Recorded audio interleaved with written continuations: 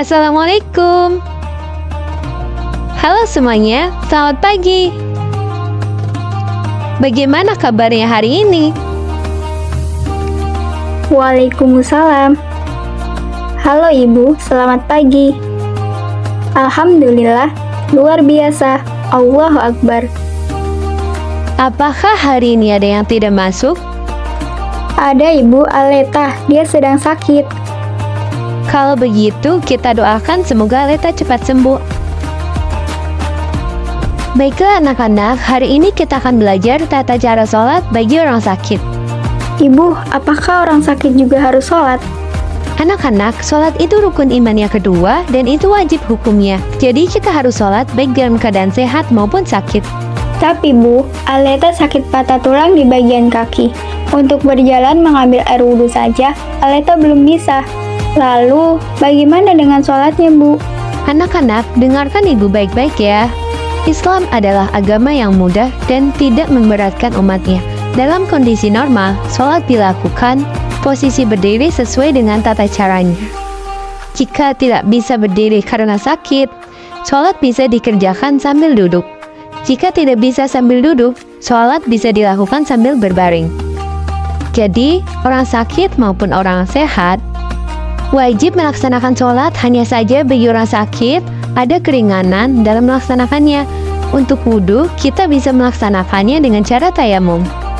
Apa itu tayamum, Ibu? Tayamum adalah mengusap debu ke muka dan kedua tangan sampai sikut dengan rukun dan syarat tertentu. Tayamum adalah pengganti wudhu dan mandi sebagai ruksah untuk orang yang tidak dapat menggunakan air. Bagaimana cara wudhu tayamum, Bu? Membaca basmalah dan niat, menempelkan kedua telapak tangan di dinding yang berdebu, menipiskan tanah atau debu dengan meniup kedua telapak tangan, mengusap tanah atau debu ke muka sekali usap, menempelkan kedua telapak tangan di dinding lain atau tempat lain yang berdebu, mengusap tanah atau debu ke tangan, kanan dan kiri sampai sikut sekali usap, berdoa sebagaimana doa sesudah wudhu. Untuk sholatnya bagaimana, Bu? Sholat bagi orang sakit dapat dilakukan dengan beberapa cara sesuai dengan kemampuan yang dimilikinya.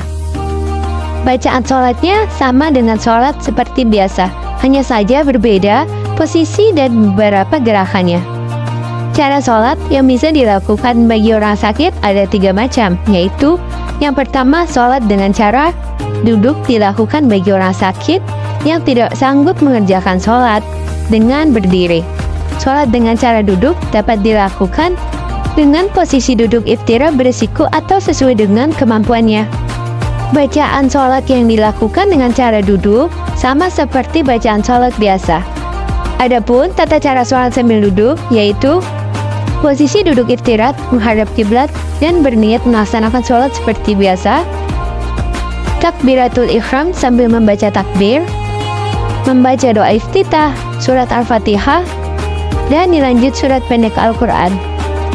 Ruku dilakukan dengan posisi badan agak membungkuk, membaca tasbih. Iftidal dilakukan dengan posisi duduk. Iftirat membaca tasmih. Sujud dilakukan seperti sujud biasa, atau jika tidak mampu, cukup dengan membungkukkan badan lebih rendah daripada ruku.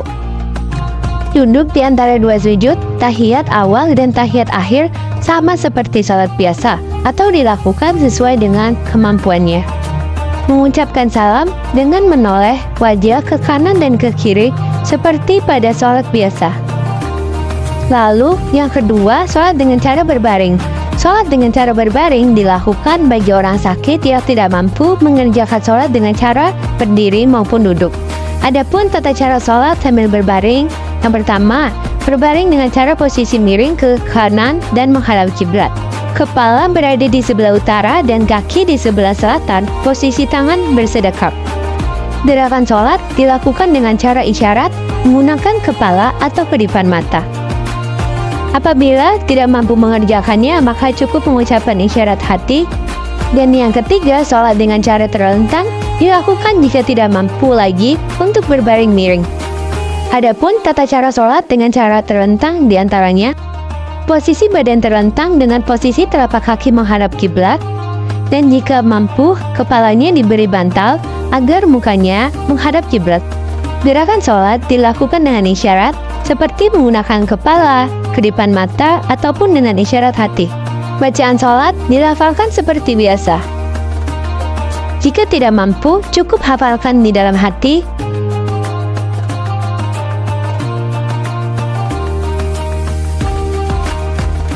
Ada beberapa macam orang yang tidak boleh melaksanakan sholat. Yang pertama, orang gila atau orang hilang akalnya wajib melaksanakan sholat ketika sudah sembuh.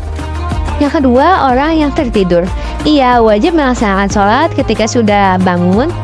Jika waktu sholat berlalu, maka ia harus mengqadha sholat yang belum ia kerjakan. Lalu orang yang sedang haid atau nifas, seorang wanita yang sedang memiliki hadas besar. Pembelajaran hari ini telah selesai mengenai tata cara sholat bagi orang sakit. Maka dari itu, anak-anak kita semua yang sudah diberi kenikmatan hidup yang sehat oleh Allah, jangan lupa untuk melaksanakan kewajiban kita sebagai seorang muslim, yaitu sholat. Demikianlah penjelasan yang bisa Ibu sampaikan. Semoga ilmu pada pembelajaran hari ini dapat bermanfaat bagi kita semua. Wassalamualaikum warahmatullahi wabarakatuh. Waalaikumsalam warahmatullahi wabarakatuh.